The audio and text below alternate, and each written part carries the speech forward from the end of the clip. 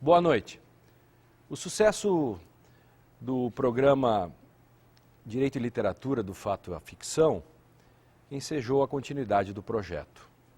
Serão agora 12 programas para a continuidade dessa discussão, dessa imbricação entre o direito e a literatura, campos tão distintos, mas perfeitamente imbricáveis. O projeto é promovido pelo Instituto de Hermenêutica Jurídica e conta com o patrocínio do Programa de Pós-Graduação em Direito da Unicinos e do Programa de Pós-Graduação em Letras da Uniriter, além do apoio de várias instituições, todos comprometidos neste estudo interdisciplinar das possíveis relações entre o direito e a literatura. Esse programa abordará o livro O Senhor das Moscas, de William Golding. No programa de hoje temos a presença de Maurício Ramires, juiz de direito, e também com a participação do professor Dino Delpino, doutor em letras. Feita essa breve apresentação, é importante dizer que a identificação das inúmeras relações entre o campo da literatura e do direito é indispensável, porque a literatura é expressiva em criatividade, está sempre às voltas com o incerto, com o inusitado, e permite um mergulho no imaginário, no qual o sujeito vive sua fantasia para após retornar à realidade. O direito, tido na modernidade como uma ciência de fontes eminentemente normativas, permanece arraigado aos paradigmas da racionalidade, da certeza, da lógica e do positivismo. Tais diferenças demandam uma contribuição mútua que enriquece ambas as áreas. O intercâmbio dessas disciplinas é algo ainda por se solidificar. Há um terreno fértil que renderá muitos benefícios se devidamente cultivado. Isso faz parte de um texto do próprio Direito e Literatura que já está em livro também dentro deste mesmo projeto. Nada melhor do que discutir o Senhor das Moscas neste momento em que o Rio Grande do Sul está às voltas com um menino de 12 anos, um adolescente envolvido em 12 mortes. Do que trata O Senhor das Moscas, esse importante livro de William Golding? O cenário é a Inglaterra do segundo pós-guerra, um grupo de pais das classes dominantes da Inglaterra temendo uma guerra atômica, um conflito atômico, manda num avião os seus filhos, cerca de 20 meninos, para uma ilha onde, em face de um cataclismo, eles poderiam começar uma nova civilização, enfim, uma nova sociedade. O avião, no meio do caminho, sofre uma pane, cai numa ilha deserta, apenas 2 adultos que acompanham a delegação, que é o instrutor dos meninos e o piloto. Morrem os 2, ficam os meninos. Em alguns dias, os meninos estão se matando. Professor Dino Delpino, fale-nos da identificação desses personagens, desse importante livro de Golding. Bom, a narrativa se faz com 4 elementos. Lugar, já disseste, é a ilha. O lugar no tempo, uma ilha depois da Segunda Guerra, portanto, clima de Guerra Fria, há uma alusão inclusive aos vermelhos. O segundo elemento da narrativa são as personagens, que são meninos, como tu disseste, é um grupo de meninos. O terceiro lugar são as ações. As ações que foram resumidas por os meninos que estão se matando, elas vão progredindo lentamente até a construção, vamos dizer, de um duelo entre aquilo que a gente está chamando hoje de civilização e barbárie, e que, na década em que o livro foi editado, talvez se usasse mais a expressão natureza e cultura. Esse é o problema, vamos dizer, a natureza e cultura, dentro da minha perspectiva, que diz mais com relação a esse livro do que civilização e barbárie, me parece que é o tema central dessa obra. Então está muito de acordo com aquilo que problematiza o direito, eu acho. O que você acha, Ramires? E eu queria te perguntar exatamente, Maurício, nessa linha do professor Dino, civilização e barbárie, eu falava desse menino agora, que aqui no Rio Grande do Sul é a grande notícia por esses dias de ter feito chacinas e matado pessoas. Qual é o grau de universalização do Senhor das Moscas, o seu papel simbólico para o direito, na medida em que o professor Dino já levanta a questão da narrativa literária? Como o professor Dino adiantou, esse duelo entre civilização e barbárie, ele é simbólico no livro, né, entre natureza e cultura, simbolizado pela figura de dois personagens, o Ralph e o Jack. O Ralph apresenta o que seria um modelo civilizado, um modelo democrático, a partir de decisões, de deliberações, enquanto que o Jack acaba se impondo por questões mais ligadas à força, mais ligadas à sua pessoa, seu carisma pessoal, enfim. E o Jack representa uma estrutura, ou uma falta de estrutura, uma falta de limites. Ele acaba se impondo e se legitimando perante os demais meninos quando ele promete aos outros uma falta de limites para que eles pudessem fazer o que quisessem, enquanto que o Ralph era uma interdição. Ele representava um limite às vontades, enfim. Então é essa que me parece a grande sutileza do Golding, porque ele não coloca, apesar de ele ser francamente simpático a um dos meninos, que é o Ralph, ele não coloca a questão do ponto de vista da bondade e da maldade deles, porque eles não eram bons ou maus essencialmente, eles eram meninos que no começo do livro justamente parecem meninos normais. O importante da narrativa, né, professor Dino, que morrem os adultos e ficam as crianças numa ilha que, de certo modo, reproduz um estado originário, o estado da natureza, não tem instituições. E há um processo irônico. As crianças querem agir como adultos, mas indiretamente, ironicamente, elas acabam provando que os adultos agem como crianças, porque elas reproduzem no microcosmo da ilha exatamente aquilo que alguns modelos políticos reproduzem. Quer dizer, quando a gente pega um modelo político, por exemplo, onde a oposição vai contra a situação e tudo se resume só nisso, sim, o discurso esvazia a realidade. É o que eles faziam às vezes. Ou seja, combinavam caçar e iam nadar. Combinavam manter a fogueira acesa para que fossem salvos e iam brincar. Essa redução de valores a bem e mal, porque no fundo o modelo é dualista mesmo, né, no Golding, o Ralph é o bom menino, que trabalha a longo prazo, ele quer ser salvo.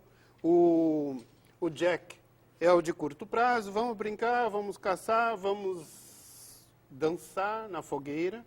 Há um processo regressivo. E, ironicamente, isso é uma grande coisa, eu acho, em alguns escritores ingleses, que eles fazem uma autocrítica. O Jack é o único que diz assim: nós somos civilizados, nós somos ingleses, nós somos o melhor. E é ele que vai matar os dois outros meninos, não é? Porque há duas mortes no decurso dessa história. Essa é a ironia do livro, porque o livro, de certo modo, o contexto dele é entre ainda antes, durante a Guerra Mundial, de um lado o comunismo e do outro lado o capitalismo, tem toda a discussão.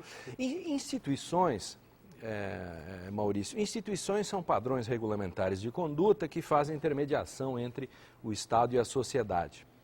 A morte dos dois adultos e o jogar-se dos meninos no estado de natureza da ilha é a ausência de instituições. Não há Deus, não há família, não há paz, mas existe um bicho, não há nada. Existe um bicho lá atrás que funciona essa era a pergunta. Como um Deus oculto. Essa era a pergunta.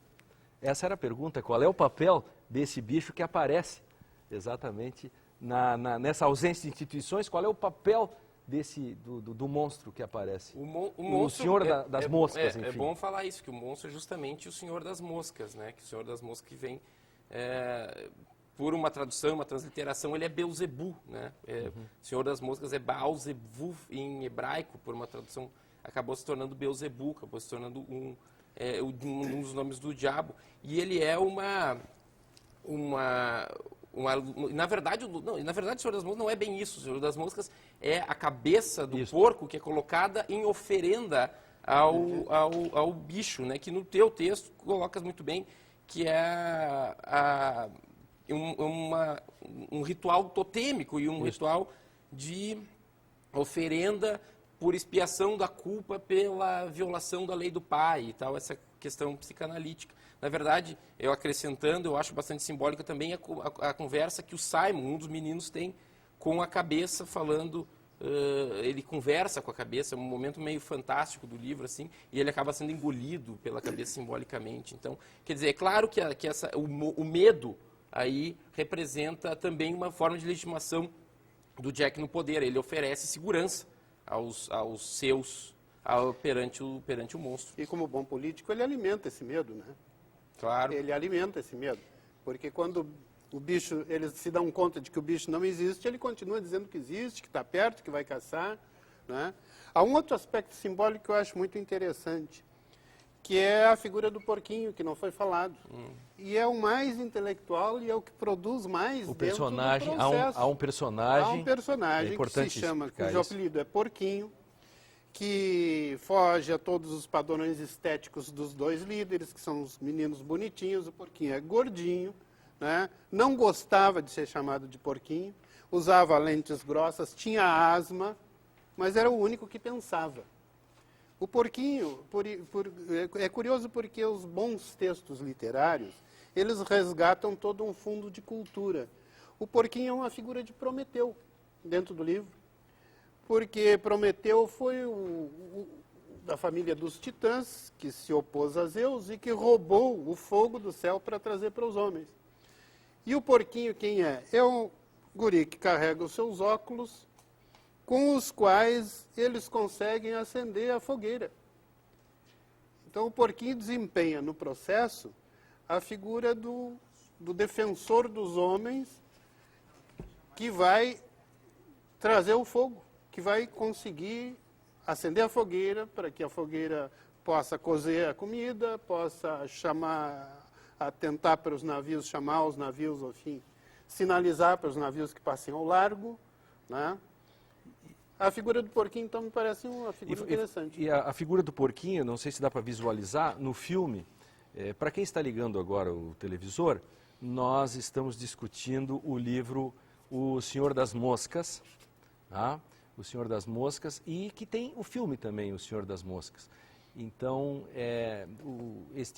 aqui está o Porquinho, é este aqui, né? Os óculos dele são usados para, esse aqui, os óculos dele são usados para acender a fogueira, enfim, ele é um dos personagens importantes.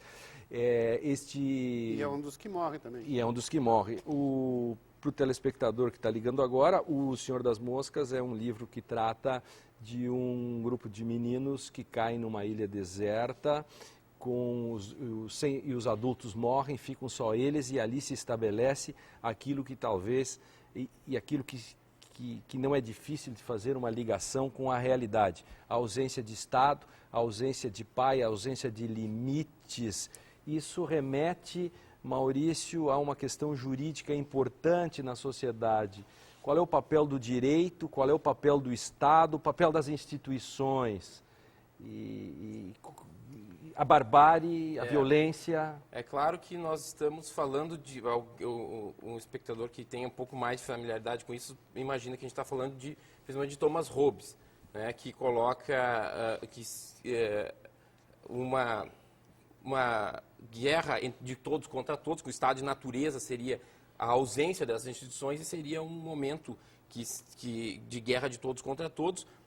E ele, no famoso capítulo 13 do Leviatã, ele fala que as próprias paixões humanas levam ao desejo de um Estado, o desejo de que as coisas sejam de alguma maneira organizadas, justamente porque as pessoas têm medo da morte e precisam de uma organização para conseguir o mínimo que elas precisam para sobreviver. Enfim. Como é que pode-se dizer então que o livro é um livro hobbesianista?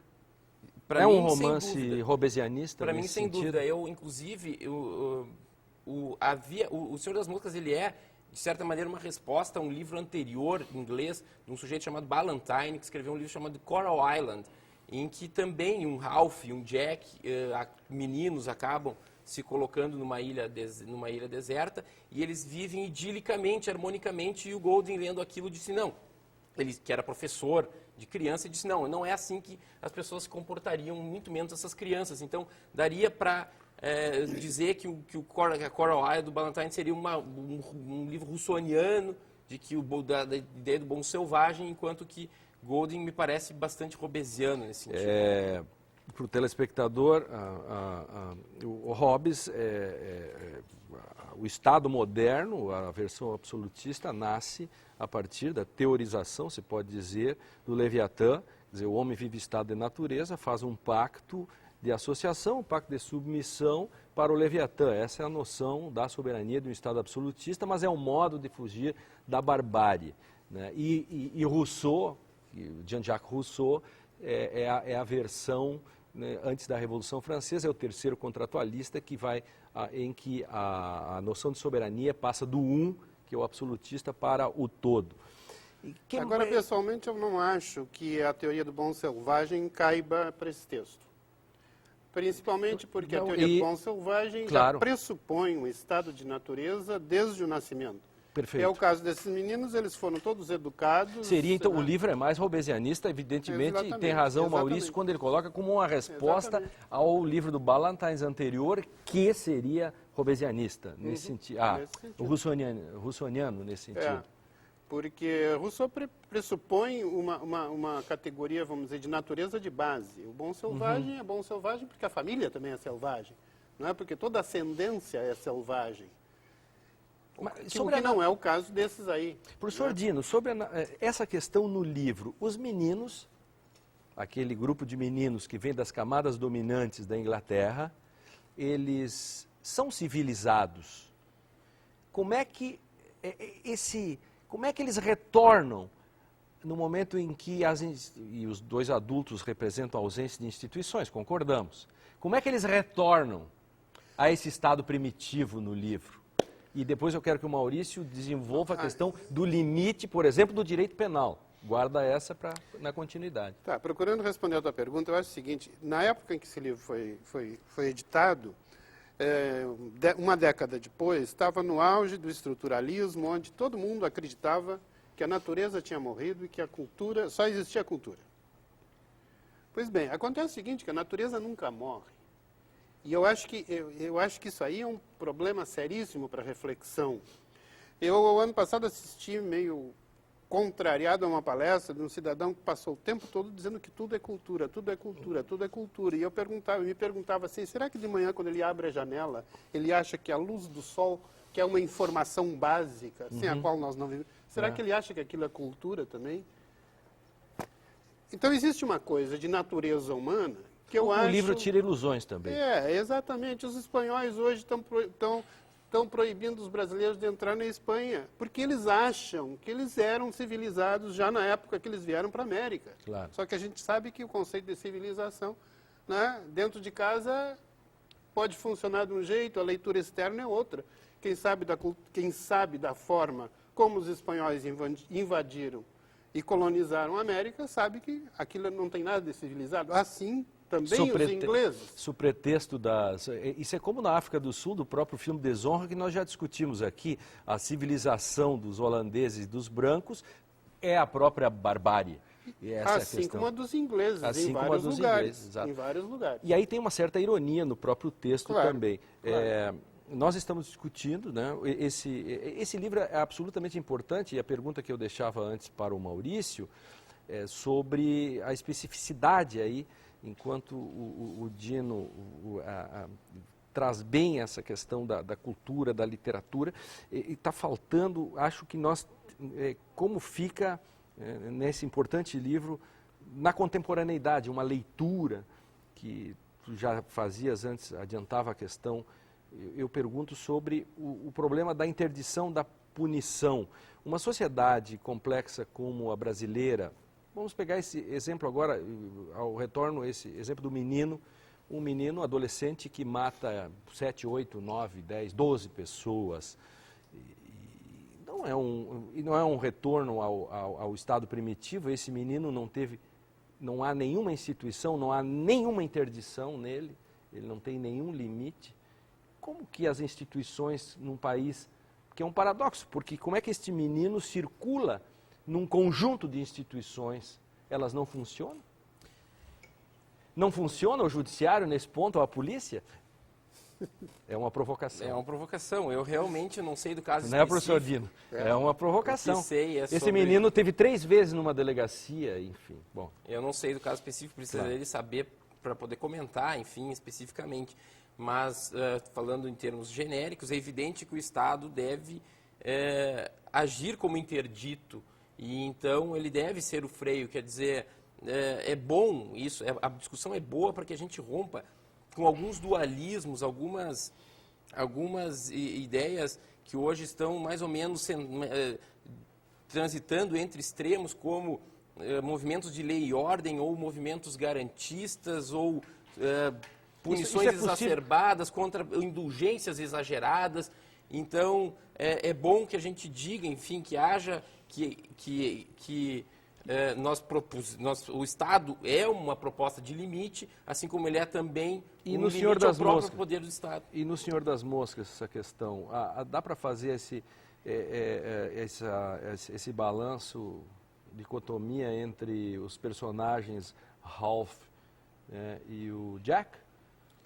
Não. Não. Entre lei e ordem e garantismo, ou o que a gente chama de um liberalismo penal, não. Porque o Ralph é necessariamente alguém que quer impor um limite, mas ele quer impor um limite dentro das regras, enquanto que o Jack é um sem limite. Então, quer dizer, se a gente for pensar um juiz Jack, não necessariamente seria um juiz excessivamente indulgente com os seus. Ele poderia também ser um juiz excessivamente tirânico, dependendo daquilo que desse na vontade dele, porque ele é basicamente voluntarista. Ou o professor Dino, não um juiz, porque aí o Maurício, que é juiz, já diz o juiz Jack. Poderíamos falar do Estado Jack. Exatamente. O Estado Jack, porque é o personagem que tem digamos, é o contraponto do Ralph, que seria assim, uma democracia deliberativa, dentro, né, da questão. Mas o autor é um pessimista? Qual é a sua leitura do Senhor das Moscas? O Golding é um pessimista? Bom, do ponto de vista de professor de literatura, Lênio, a gente faz uma distinção muito grande entre o autor e o texto. Eu digo Ou o seja, personagem, sim. O texto em si tem um recado, porque, na realidade, o autor não se revela no seu todo, nunca, em nenhuma obra de ficção. Então, eu diria assim, o autor, no estudo de literatura, o autor está para o texto mais ou menos como uma anamnese está para o exame laboratorial, quando o médico dá um diagnóstico. Ou seja, o médico competente, ainda há médicos que fazem anamnese, o médico competente registra toda a história do paciente. Mas ele pega uma lâmina de microscópio e só interessa uma informação. Essa lâmina está relacionada com a idade do paciente. Se ele não sabe que o paciente é uma criança, ele vai ler a lâmina de uma maneira X. Se ele sabe que o paciente é uma criança, ele vai ler a lâmina de uma maneira Y. Pois bem, eu volto à minha metáfora, que está muito longa. Não se deduz um ponto de vista de autor a partir da obra. Eu diria, eu não conheço as outras obras do Golding.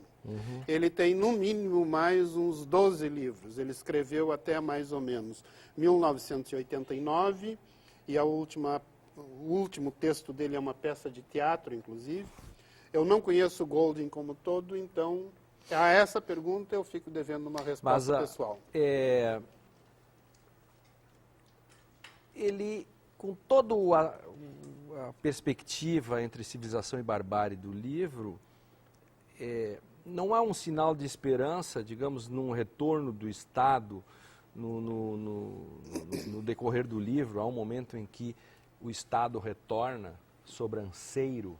Não, me parece que essa é uma das supremas ironias do Golding no livro, porque quem salva os meninos é um destacamento da Marinha Inglesa, eles estão em guerra. Então, chega lá esse destacamento da Marinha, vai salvá-los e imaginamos, a gente pode supor que eles vão colocar os meninos em segurança e depois disso eles voltarão a fazer o que é o papel deles, que é de perseguir os seus inimigos, exatamente como o Jack e os seus asseclas estavam fazendo com o Ralph no momento do resgate. Eles estavam perseguindo o Ralph para matá-lo. E então os militares também, suponhamos que eles irão perseguir outros inimigos para matá-los, e aí que fica uma pergunta, que eu acho que é uma pergunta que está implícita no final do livro, é quem salva os adultos? Ele não salva os adultos. Porque há uma cena dramática, né, e nós estamos encaminhando para o encerramento, o tempo voa, e a cena dramática do quando o personagem, o Jack, vai praticamente está pronto para matar, e aí chega o Estado de volta, né, e aí o menino começa a retomar o seu estado de, entre aspas, civilização, né, com um menino ranhento, né, com cara de menino chorão, que antes era, que depois de tudo isso se tornou violento dentro daquela questão. E, bom, nós estamos encerrando o programa. O professor Dino, uma consideração. Professor Maurício, nós temos ainda um minuto para fazer o encerramento. Eu tenho a impressão que a importância do diálogo entre direito e literatura é exatamente a de que, através da ficção, nós podemos iluminar a realidade. Em geral, os cientistas, esse ponto é importante. Em geral, os cientistas não gostam de falar em imaginação, mas não existe realidade sem imaginação. E toda pesquisa científica que vai para frente, que progride, ela é baseada em hipóteses. E o que são as hipóteses, se não ficções para o futuro? Eu só queria dizer uma coisa rápida. 15 segundos. Que, de repente, o espectador que leu o livro ou viu o filme deve ter identificado várias outras facetas, várias outras questões que a gente não trabalhou aqui, mas justamente porque o formato aqui é muito, muito breve e nós temos que tratar as coisas de uma maneira um pouco genérica. Mas por isso que há... isso aqui é uma amostra do que há em livro, em outros eventos que a gente desenvolve para tratar com mais profundidade as obras. É uma tentativa que se faz dessa imbricação entre direito e literatura, o apoio e patrocínio do Programa de Pós-Graduação em Direito da Unicinos e de Letras da Uniriter. O IHJ bolou e pensou esse piloto, esse projeto, é www.ihj.org.br, é importante registrar isso. Esse programa é apresentado às sextas-feiras, às 20h30, reapresentado ao sábado, às 19 horas. E esperamos contar nos próximos programas com o apoio do nosso telespectador e agradeço o comparecimento dos nossos convidados, professor Dino, professor Maurício. Até mais.